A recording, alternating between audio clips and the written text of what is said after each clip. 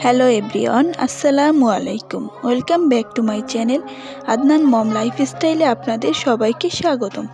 আশা করছি আমার আজকের ভিডিওটি যে যেখান থেকে দেখছেন সবাই আল্লাহর রহমতে ভালো এবং সুস্থ আছেন। আলহামদুলিল্লাহ, আমিও আমার পরিবারকে নিয়ে ভালো এবং সুস্থ আছি। আজকের ভিডিওটা নাস্তার পর থেকে শুরু করছি। ঘরের অন্য টুকিটাকি কাজকর্ম, যেমন বিছানা গোছানো, ঘর ঝাড়ু দেওয়া, তারপর যেগুলো আনুষঙ্গিক কাজকর্ম থাকে ওগুলো করে নিয়েছি। তারপরে এই যে রান্নাঘরের একটু নতুন লুক দেবো আজকে, ওই জন্য আর কি রান্নাঘরে চলে আসছি। তো এখানে এই যে রান্নাঘর টেবিলটা, এইটার উপরেই সব চুলা আমরা রাখি। এই বাসাগুলো যেহেতু উপরে টিন আর নিচে এগুলো ওয়াল, তো এগুলোতে তেমন একটা কিছুই থাকে না, কিচেন কাউন্টার কিছুই নেই। তো এই টেবিলটার উপরে আমরা রান্না করি। তো টেবিলটার অবস্থাও অত একটা ভালো না, নতুন একটা টেবিল কিনতে হবে। তো যাই হোক, আস্তে আস্তে কিনবো, যেহেতু নতুন সংসার, সব কিছু তো আর একসাথে সম্ভব না, আস্তে আস্তে সব কিছু করতে হবে।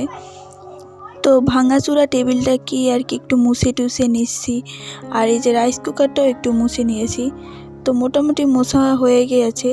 তো এই যে এই ঝুড়িটা কিনেছিলাম, ওই দিন আপনাদের সাথে ভিডিও শেয়ার করেছি। তো ওই ঝুড়িটাই এইখানে রাখবো, এটার উপরে আমি মশলাগুলো রাখবো। আর এই যে ফুলদানিটা কিনেছিলাম, তো ফুলদানিটা আমি রান্নাঘরের জন্য কিনেছি।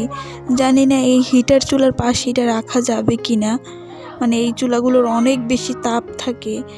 তো দেখি কেমন হয় আগে, তারপর না হয় যদি সমস্যা হয় তারপর সরিয়ে নেব।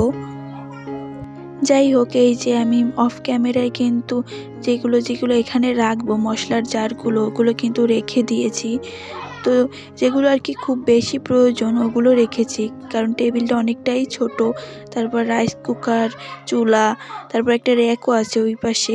তো একসাথে অনেকগুলো জিনিস রাখা যায় না, একটা বড় টেবিল কিনতে হবে। তো যাই হোক, ওইগুলো করে তারপরে এই যে এখানে কিছু আদা কুচি করে নিয়েছি। অনেক দিনই হয়েছে ফ্রিজে আদা রসুন বাটা একদমই শেষ হয়ে গিয়েছে।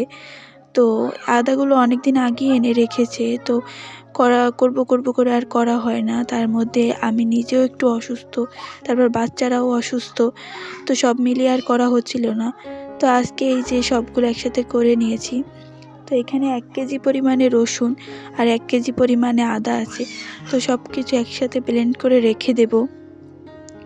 শীতের আগে কিন্তু এইগুলো করে রাখা ভালো, কারণ শীতের সময় কিন্তু এগুলো তেমন একটা করা যায় না, ঠান্ডা থাকে। তো এগুলো করা থাকলে রান্নার সময়টা অনেক বেশি উপকার হয়, রান্নার সময় তেমন একটা ঝামেলা হয় না। নাহলে প্রত্যেক দিন মশলা করে তারপর ব্লেন্ড করাটা অনেক বেশি ঝামেলার। ভিডিওতে কিন্তু আমরা সব কিছু খুব শর্টকাটে এবং পরিপাটিভাবে দেখানোর চেষ্টা করি, যতটুকু আর কি সম্ভব। কিন্তু এগুলোর পিছনে যে কত পরিমাণে পরিশ্রম, কত পরিমাণে কষ্ট লুকিয়ে থাকে, সেটা কিন্তু কেউ দেখে না।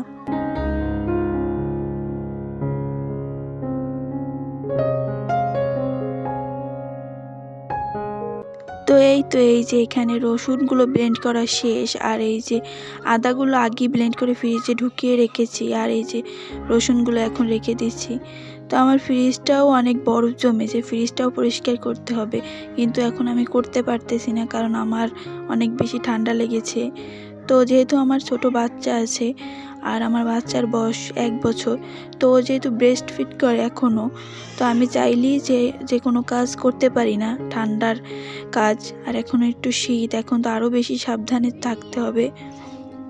তো ওই জন্য এইটা হলো কিন্তু রাতের ভিডিও। এখন কিন্তু আমি রাতের বেলা রান্না করি, কারণ দিনের বেলা দিনটা যে এত ছোট, সব কিছু কাজ একসাথে করতে পারি না। 2টা বাচ্চার খেয়াল রাখা, তারপর ওর বাবার যেহেতু ডিউটি থাকে, তো সব মিলিয়ে সময় মতো রান্নাটা করতে পারি না। ওই জন্য এখন আমি রাতের বেলা রান্না করি।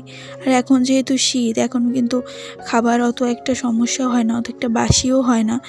ওই জন্য ছোট বাচ্চা নিয়ে আর কি কোনো কাজ করাই সম্ভব না।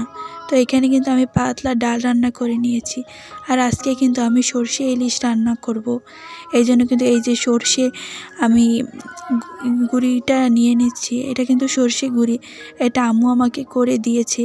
সরিষাটাকে আর কি শুকনো ব্লেন্ড করে দিয়েছে। তো এইটা কি এখন আমি একটা মশলা বানাবো। তো ওই জন্য এই পরিমাণ মতো সরষে নিয়েছি আর একটু পানি দিয়েছি। এটাকে আমি এখন ভালোভাবে মিশিয়ে নেব। তো একসাথে যদি আমি পেঁয়াজের মধ্যে দিতে যেতাম তাহলে দেখা যেত কি এটা দলা হয়ে যেত। ওই জন্য আর কি আগে গুলে তারপর মশলার মধ্যে আমি ব্যবহার করব। আম্মু কিন্তু সরষেটাকে একদম বেটেও দিতে পারতো, কিন্তু দেয়নি, কারণ ওরকম দিলে অনেক দিন ফ্রিজে রাখলে ওটার ঘ্রাণটা আর থাকবে না। ওই জন্য আর কি শুকনো তারপর ব্লেন্ড করে গুঁড়ি করে দিয়েছে। এটা কিন্তু বক্সে ভরে রেখে দিলে অনেক দিন ভালো থাকে। তো তারপর এই যে এটার মধ্যে আমি হলুদের গুঁড়া, তারপর মরিচের গুঁড়া, যেগুলো আর কি মশলা আমরা রান্নায় ব্যবহার করব, ওগুলো সব দিয়ে তারপর আবার ভালোভাবে মিশিয়ে নেব। এক একজনের রান্নার ধরন কিন্তু এক রকম, এক একজন কিন্তু এক এক রকম খেতে ভালোবাসে। তো ওই হিসেবে রান্নার ধরনও কিন্তু এক এক রকমের। তো আমি আমার রেসিপিটাই আজকে আপনাদের সাথে শেয়ার করছি।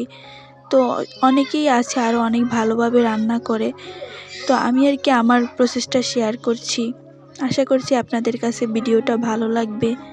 তো দেখতে দেখতে যদি ভিডিওর এ পর্যায়ে কেউ চলে আসেন আর ছোট্ট একটা লাইক দিতে ভুলে গিয়ে থাকেন, তাহলে প্লিজ দয়া করে একটা লাইক করে দেবেন। আপনার একটা লাইক আমার ভিডিওটা অনেক মানুষের কাছে পৌঁছে যেতে সাহায্য করবে। আর আমার ভিডিওটা দেখতে দেখতে যদি ভিডিওর কোনো অংশ খুব বেশি ভালো লেগে থাকে, তাহলে আমার চ্যানেলটা প্লিজ দয়া করে সাবস্ক্রাইব করে দেবেন। এই তো এদিকে কিন্তু আমি রান্নাটা বসিয়ে দিয়েছি। এখানে যে পেঁয়াজ ভেজে নিয়েছি প্রথমেই তেলের মধ্যে। এখানে ইলিশ মাছে কিন্তু বাটা পেঁয়াজটা দিতে পারলে ভালো হয়, কিন্তু আমার কাছে এখন বাটা পেঁয়াজ নেই, তো যেটা আছে ওইটাই ব্যবহার করছি।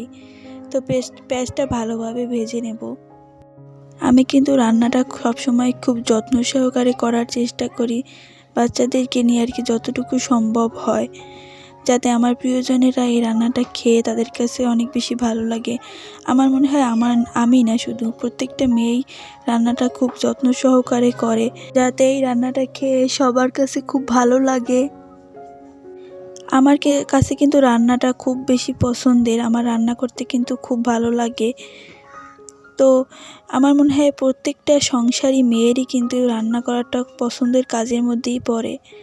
আর এই জন্য কিন্তু রান্নাটা খুব যত্ন সহকারে করে, তাদের প্রিয়জনেরা খেয়ে যাতে রান্নাটা প্রশংসা করে, প্রিয়জনের কাছে খুব বেশি ভালো লাগে। আমার যেহেতু ঠান্ডা লেগেছে, তো ওই জন্য আর কি ভয়েসটা দিতে একটু সমস্যা হচ্ছে, তো আপনারা প্লিজ ক্ষমা সুন্দর দৃষ্টিতে দেখবেন। তো এদিকে কিন্তু আমি মশলাটা কিন্তু পেঁয়াজের মধ্যে দিয়ে দিয়েছি এবং ভালোভাবে মিশিয়ে নিয়েছি। তো এই মশলাটাকে কিন্তু খুব ভালোভাবে কষিয়ে নিতে হবে। তো মশলাটা যত বেশি ভালো কষানো হবে তত কিন্তু রান্নাটাও অনেক বেশি ভালো হবে। ইলিশ মাছটা কিন্তু আপনাদের বাবার অনেক বেশি পছন্দ, যদিও আমার কাছে অত একটা ভালো লাগে না, খাই কিন্তু অত বেশি পছন্দের না। তার থেকে আমার কাছে পাঙ্গাস মাছটা আরও বেশি ভালো লাগে, কিন্তু আপনাদের বাবা এই মাছটা অনেক বেশি পছন্দ করে, তার ইলিশ মাছ হলে আর কিছুই লাগে না। তো যাই হোক, মশলাটা কষানো হয়ে গেছে, আমি কিন্তু মাছগুলো দিয়ে দিয়েছি। এখন আমি মশলার সাথে ভালোভাবে মাছটা মিশিয়ে দেব। তারপরে এই তো পরিমাণ মতো পানি দিয়ে দিয়েছি। আর ইলিশ মাছ রান্না করতে কিন্তু খুব বেশি পানি দেওয়ার প্রয়োজন হয় না, পরিমাণ মতো দিলেই হয়ে যায়।